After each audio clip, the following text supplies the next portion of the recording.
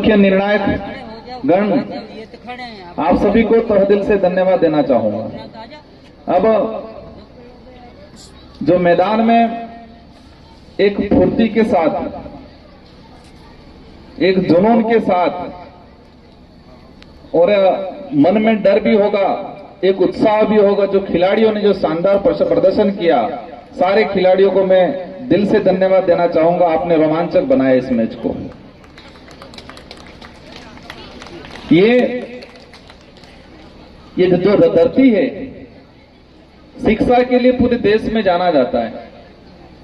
मैं और हमारे पूर्व वक्ताओं ने नारे लगाए, नाना भाई खाट, कालीबाई कलासुआ, सेंगाबाई रोत।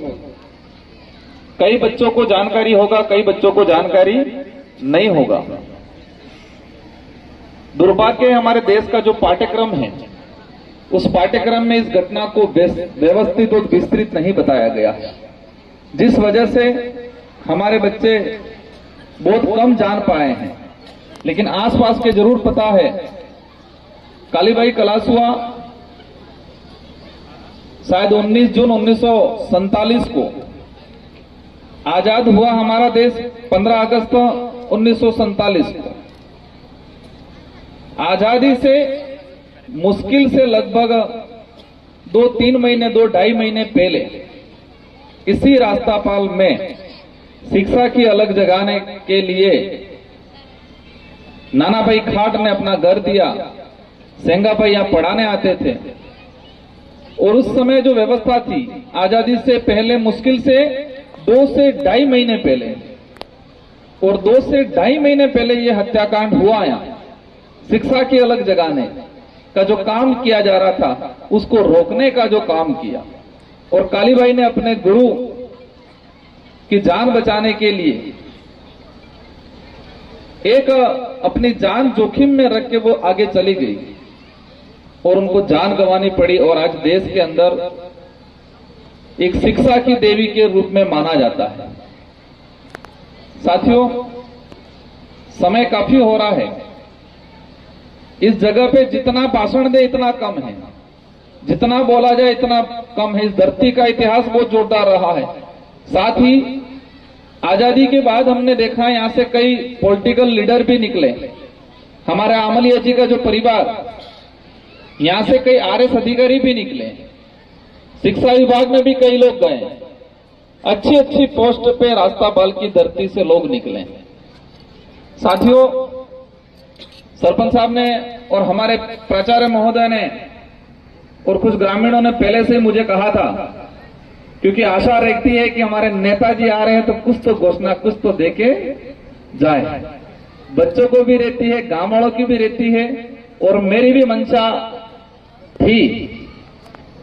जब ये कार्यक्रम को लेके मेरे पास ग्रामीण जनों के फोन आए कि एमपी साहब कार्यक्रम है उद्घाटन का और समापन का, तो आप कैसे करोगे? मैंने कहा आप जो भी बोलो मैं करने आने के लिए तैयार हूं। फिर कहा कि नहीं, उद्घाटन में टीएडी मंत्री जी को बुला रहे हैं। मैंने कहा कोई दिक्कत नहीं, मैं समापन में आने के लिए तैयार हूं, क्योंकि मुझे भी लगा कि टीएडी मंत्री जी आएंगे।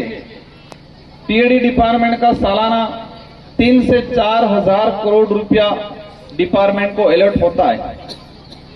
और मुझे खुशी इस बात की है कि पिछली बार राजस्थान के अंदर मैं विधायक था, मेरे साथी राम प्रसाद जी थे और गहलोत जी बड़े संकट में थे, तो हमने कुछ चीजें डिमांड की थी।